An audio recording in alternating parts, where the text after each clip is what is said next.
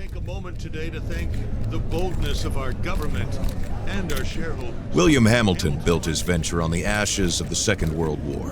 The copper mine he envisioned was ransacking the First Nations' ancestral territories, drawing the wrath of the local people. It definitely took nerves of steel to stay the course, despite all this hostility.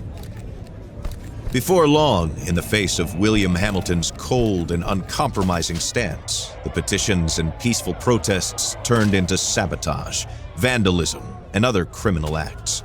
The industrialists' private properties also encountered the wrath of the demonstrations.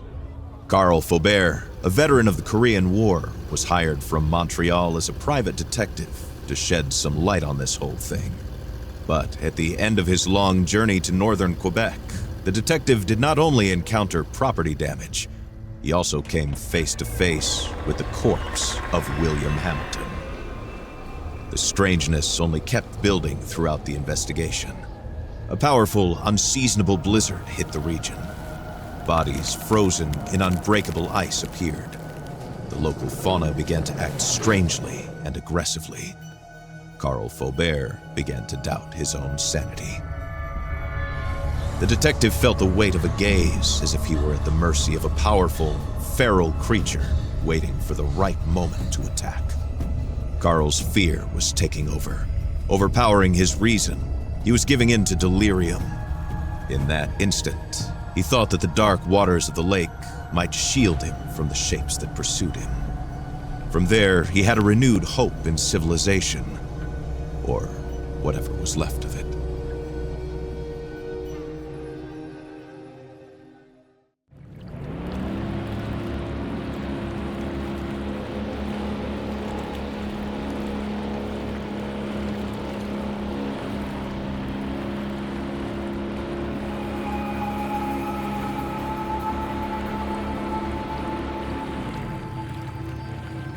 Carl knew that on one of these shores stood William Hamilton's lavish mansion, and there the detective had hopes of finding a way out of the area.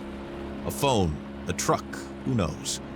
Under the luxurious paneling and damask carpets, he might be able to find answers to his questions.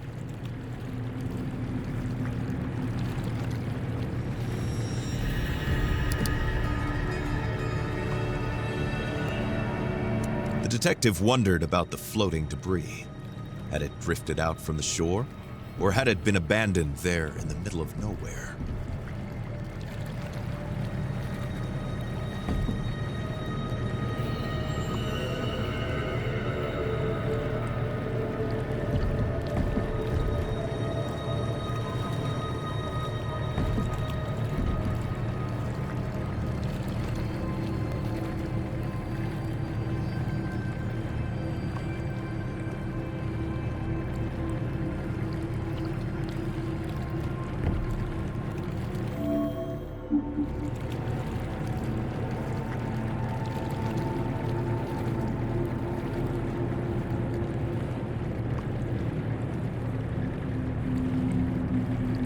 Carl saw a boat in the distance, clearly piloted by one of his own.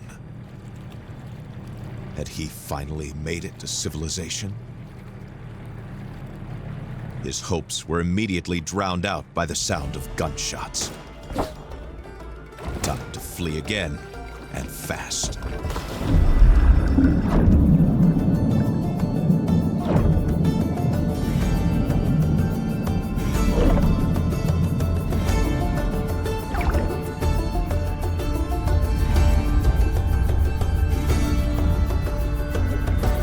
Carl swam without a thought, yet each stroke was desperate. The icy water and his wounds made him feel weaker and weaker. He had to get to shore.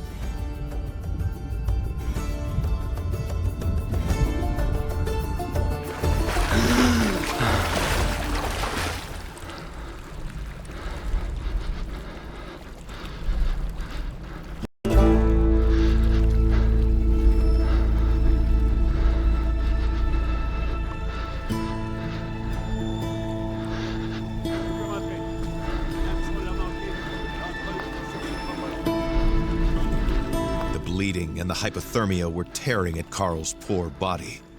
When he finally saw a light in the distance, he was filled with a faint sense of hope. Could it be a refuge?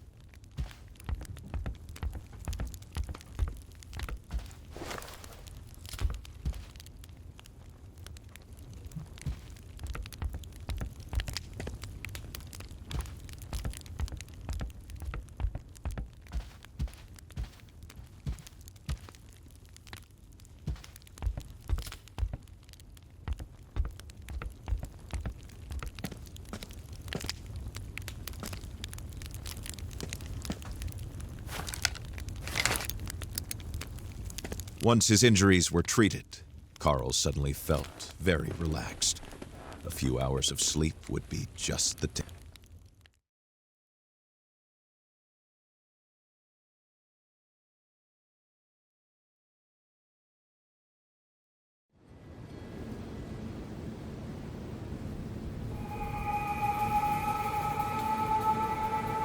Carl struggled to wake up.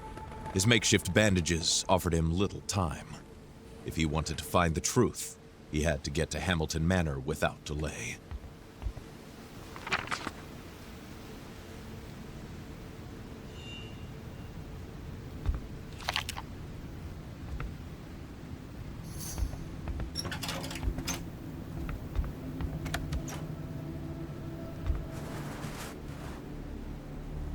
Carl left his refuge, knowing that he was headed to a more comfortable but otherwise ominous place, Hamilton's mansion.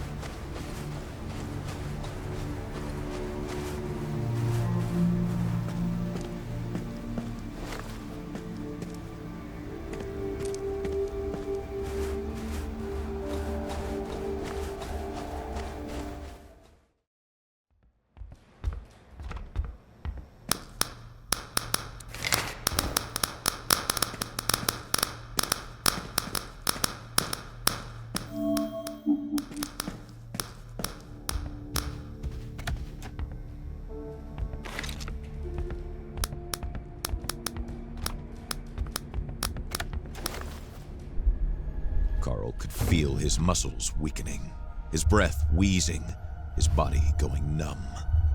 What was happening to him?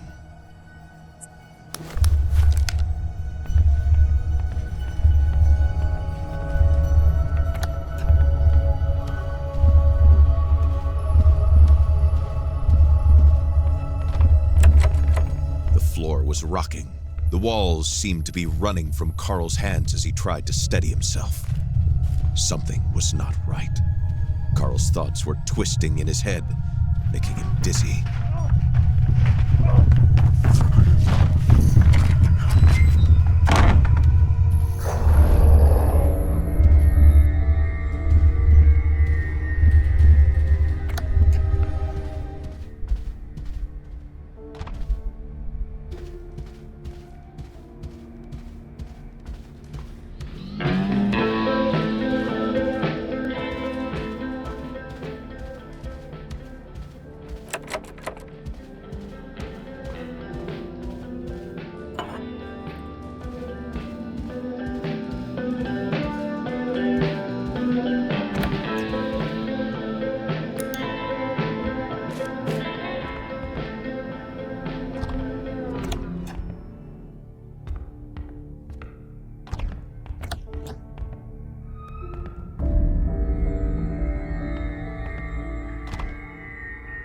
Seeing the condition of the ceiling, Carl was startled.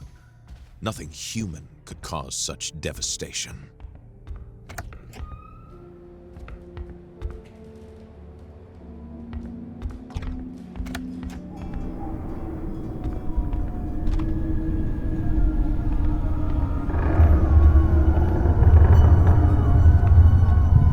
Carl was struggling to move forward. His feet could hardly find their way in front of him.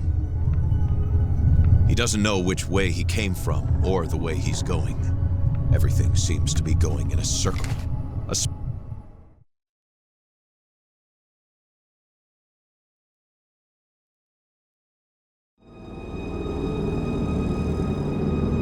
Carl suddenly feels like he's waking up, but inside the dream.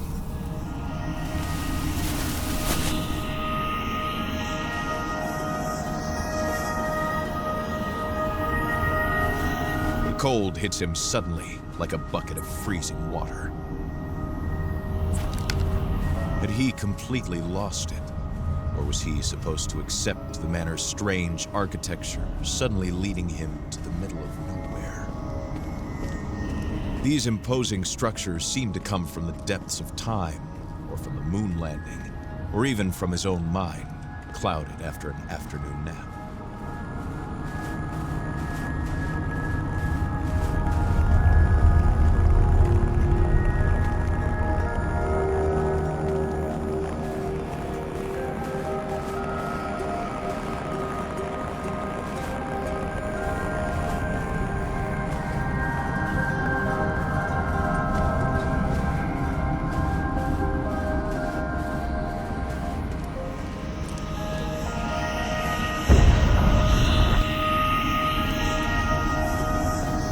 The detective had no idea how it worked, but the stones seemed to slide on the rails smoothly as soon as the totem pole was rotated.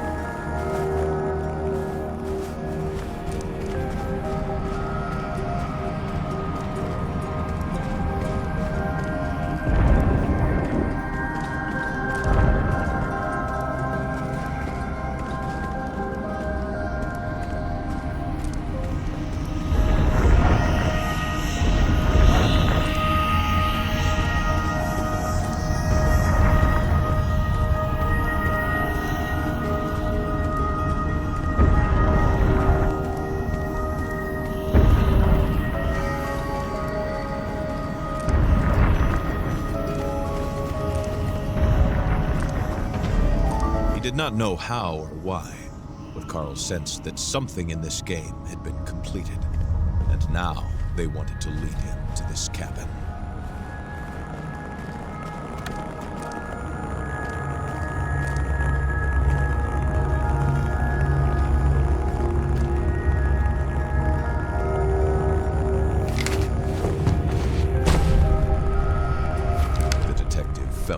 Sleepwalking, pulled by a larger force towards the light that was calling him, as if it was asking to be set free. The stone that resonated in the room must have been one of the fragments HMC had been seeking. If he isolated it, Carl hoped he might come to his senses. The pulse of the stone invaded Carl's mind, and he felt a strange, dark presence take shape near him.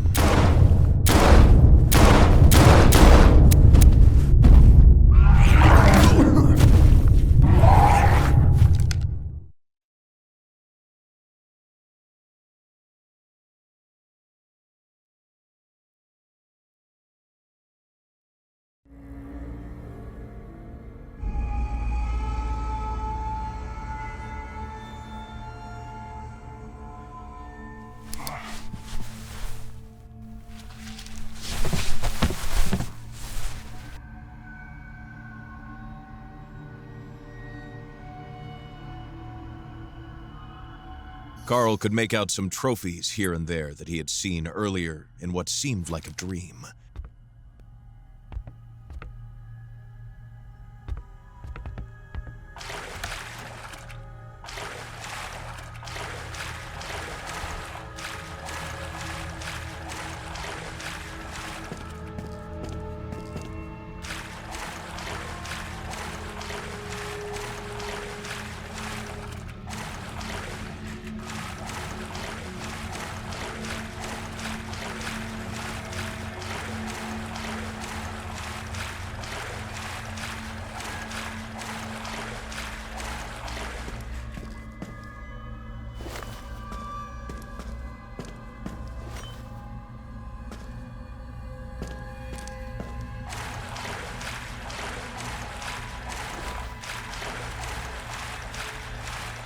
The heavy steam made it impossible to get to the staircase. There had to be another way.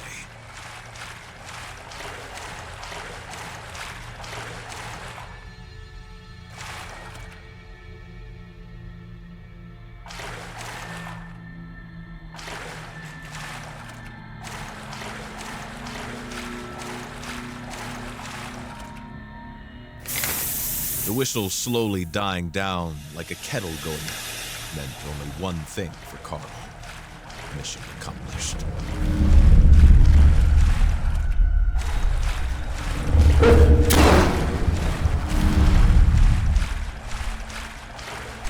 This wolf had a strange appearance, larger than average, and these blue eyes, that icy stare. Carl felt an instinctive terror rise in him.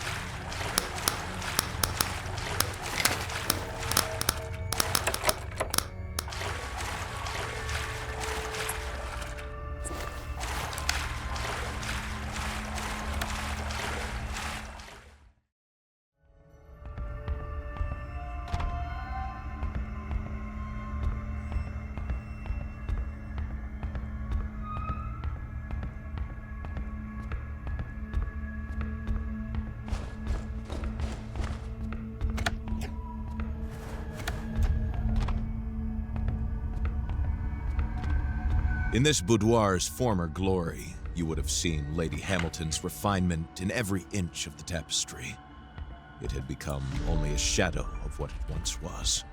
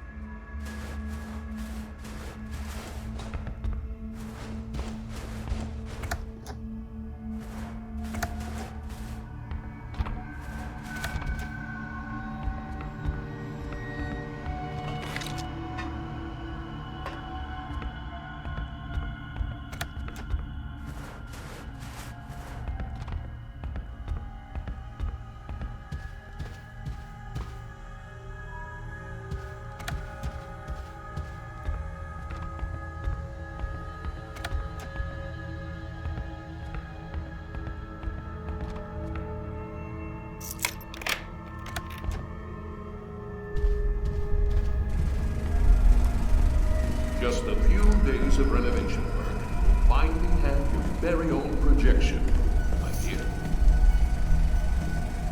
Aren't you going to say anything? There's nothing to say. Whatever do you mean? That room, it's not for me. Nothing has ever been. Come now, don't speak nonsense. You know I love you. As much as you love Cynthia? Who? I know about her, William. And I'm too weary to care. About anything. You're off your rocker. There is no Cynthia. Never mind, it doesn't matter.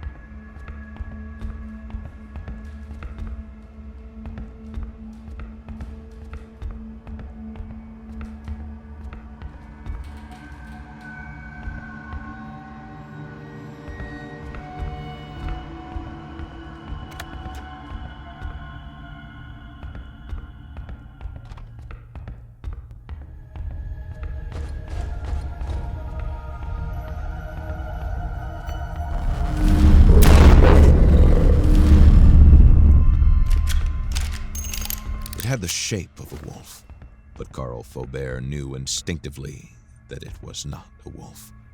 That gaze that never left him, that icy blue gaze, was not that of an animal.